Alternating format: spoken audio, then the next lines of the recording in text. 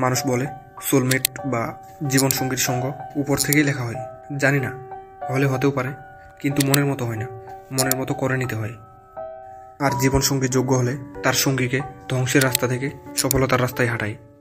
আর এক অপরূপা যেভাবে তার রূপ আর গুণের জাদুতে বাবার এক অবাধ্য ছেলেকে তার ছেলের যোগ্য বাবা বানায়। এটা তেমনই একজনের গল্প। এটা বাবার এক অবাধ্য ছেলের জীবনী। বাবার সেই অবাধ্য ছেলেটা আমার বাবাই ছিল। হ্যাঁ, ছেলে হয়ে বলবো আজ বাবার প্রেম কাহিনী। গল্পটা যেহেতু আমার বাবার, তাই একটু পেছনে যাওয়া লাগবে। গল্পটা 90 দশকের, তাই পুরনো পৃষ্ঠায় চোখ বুলার লাগবে। তো একটা ছোট্ট ছেলে, যার বাবা খুব অল্প বয়সে মারা যায় আর মা দ্বিতীয় বিয়ে করে। তাই সেই ছোট্ট ছেলেটির শৈশবের গল্পগুলো লেখা হয় চাচার ঘরে। চাচার বাড়িতে থাকার কারণে সেরকম আদর ভালোবাসা কোনোদিন পায়নি। জমিদার বংশের ছেলে হলেও জমিদার হওয়া কোনোদিন হয়নি। লেখাপড়া বা জ্ঞানের আলোতে আলোকিত হতে দেয়নি, আর চাকরের মতো করাতো কাজ। বড় হতে হতে তার সব সম্পত্তি হারিয়ে গেল, আর তাতে তার আপনজনেরাই করছিল রাজ। ছোট্ট থেকে সে হাল বাইতো, খেতে কাজ করত, নদীতে মাছ ধরতো। তাই হাত যেহেতু ছিল, ভাতের অভাব ছিল না। আর বাবার বসত বাড়িটা ছিল, আরও কিছু জায়গা জমিন ছিল, তাই বিয়ের জন্য কনে খুঁজতে বেশি কষ্ট করতে হলো না। মেয়ে দেখতে মাশাআল্লাহ অনেক সুন্দর ছিল। এখনকার সময় তেমন হলে হয়তো উড়তো আকাশে। সংসার সুন্দরভাবে সেজেছিল, তারা ভাসছিল জান্নাতের বাতাসে। জীবনে সব হারিয়ে যখন জীবনসঙ্গী পেল, জীবনটা পুরোই পাল্টে গেল। স্বপ্ন দেখার সঙ্গী পেল, গল্প করার বন্ধু হলো, ভালো ঘুম হওয়ার স্বপ্ন এলো। জীবন এ জগতে জান্নাত হয়ে গেল। ধীরে ধীরে সেই দুজনের নিরে আরও এলো 6টা পাখি। এবার দুজনের জুটিটা 3 ছেলে 3 মেয়ে নিয়ে হলো সুখী এক পরিবার। ঘরে খাওয়ার মানুষ বাড়ল, খাউন কমলো, তবুও দিন চলেই যেত। তখন ভাত কম ছিল, কিন্তু মাছ মাংসের অভাব ছিল না, তাই ভাত ভরপুর না হলেও বাকি সব খেত। সময়টা হলো 1985, 12 নভেম্বর। তাদের ঘরে ছেলে সন্তান এলো একটা আরও। হ্যাঁ, এটাই হলো এই গল্পের মহানায়ক আর আমার লাইফের রিয়েল হিরো। এতক্ষণ যার কথা বললাম তিনি হলেন আমার দাদা, আমার জীবনে হারিয়ে ফেলা সেই সেরা মানুষটা। আমার হিরোকে বড় করতে গিয়ে যিনি উৎসর্গ করেছিলেন পুরো জীবনটা।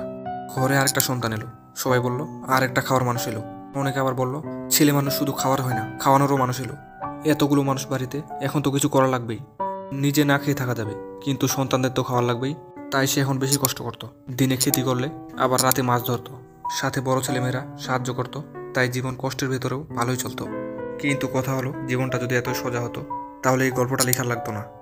আর গল্প যদি কল্পনা হতো তাহলে বাস্তব বলতে কিছুই থাকতো না। সেই সময়ে দুটো জিনিস বেশি খারাপ ছিল, এক জুয়া, দ্বিতীয়টাও জুয়া। তার সব ছেলেদের ধরে জুয়ার নেশা, আর কেউ কেউ সাথে উড়াতো বিড়ির ধোয়া। ছোট্ট ছেলে দুটো বড়দের দেখা দেখি জুয়ায় আসক্ত হয়ে যায়। পরবর্তীতে বড় দুই ভাই কাজে ঢুকে ভুলে গেলেও ছোট্ট দুটা জুয়ার ভেতরেই রয়ে যায়। আমাদের হিরো সবচেয়ে ছোট্টটা সারাদিন বন বাজারে ঘুরে বেড়াতো, আর রাত্র হলে ঘরে কমই দেখা যেত। কোন গাছে পাখি বাসা বেঁধেছে, কোন বা বনে যেন আজ বাচ্চা পাড়া লাগবে, সারাদিন কাজ এটাই। সাথে কিছু অসৎ সঙ্গের কারণে শেষে মনটা ঢুকেছে জুয়াই।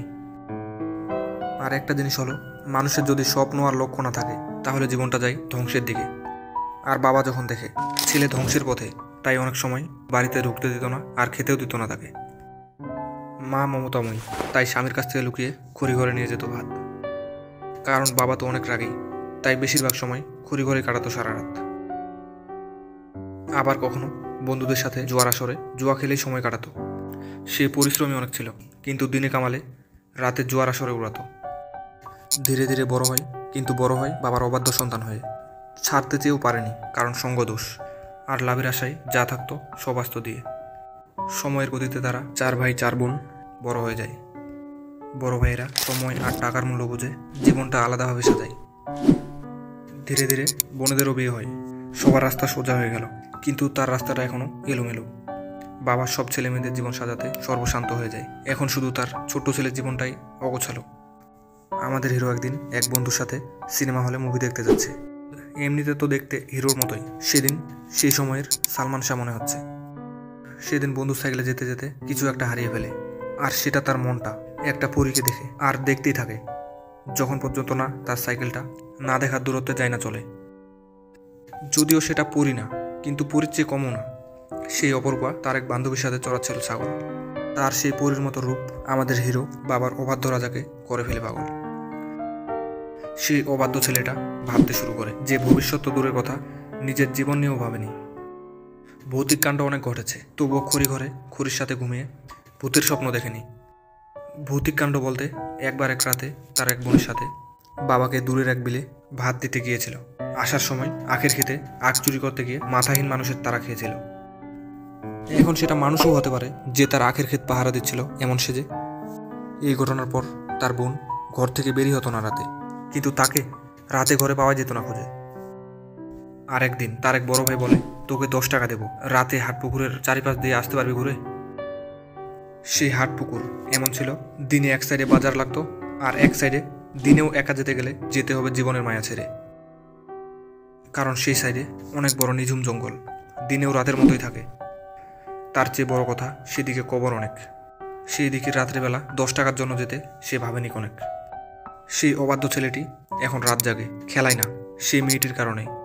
ভাবছে তাকে যদি পেয়ে যেতাম তাহলে আর কিছুই লাগতো না জীবনে। কথাটি বড় বোনের সাথে শেয়ার করে, আর কয়দিন পরে গার্জিয়ানদের সাথে সেই মেয়ের বাড়িতে হাজির হয়। বিয়ের কথা শুরু হয়, অবশেষে সেই স্বপ্নের পরই অপরূপা অভাগীর সাথে বিয়ে হয়ে যায়। এবার সে ভাবলো সব কিছু ছেড়ে দিয়ে সংসারে দেবে মন উজাড় করে। আগের সেই অগোছালো না, ডিসিপ্লিনযুক্ত জীবন দেবে উপহার তারে। কিন্তু সঙ্গ এমন একটা জিনিস যার কারণে ডুবন্ত লোহাও সাগরে থাকে ভেসে। ভালো হতে যেও ভালো হতে পারেনি, যার জন্য অন্য একটা মেয়ের জীবন কিছু সময়ের জন্য জাহান্নাম হয়ে গেছে। পরবর্তীতে তিনি ভালো হয়ে যান, আর ভালো হওয়ার গল্পটা অতটা সহজ ছিল না। আর সেই মেয়েটার বিষয়ে জানতে হলে তার জীবনীও লিখেছি। সেটা হলো অপরূপা অভাগী, যেটা আমার মায়ের জীবনী, যিনি সারা জীবন কষ্টই করে গেছে, জীবনে কোনোদিন শান্তির মুখ দেখেনি। আর যদি বলেন আমি কার মতো হতে চাই, তাহলে আমি আমার বাবার মতো একজন আদর্শ বাবা হতে চাই। আর ছোট্ট থেকেই আমি আমার মায়ের ভালো গুণগুলো নিজের মধ্যে নেওয়ার চেষ্টা করেছি। জানি না কতটা সফল আমি। যাই হোক, এই গল্পটা এখানে শেষ না, কারণ আমি আমার বাবা মায়ের সম্পূর্ণ জীবনী তাদের সামনে তুলে ধরব। জানি না কেমন হবে সেই মুহূর্তটা। আর তারা এতদিন মাদার তেরেসা আর হিমুর গল্প শুনে এসেছে, কিন্তু তাদেরও আত্মত্যাগের গল্প যে কত মানুষ শুনেছে, এটা শুনলে জানি না কেমন হবে তাদের রিয়াকশনটা।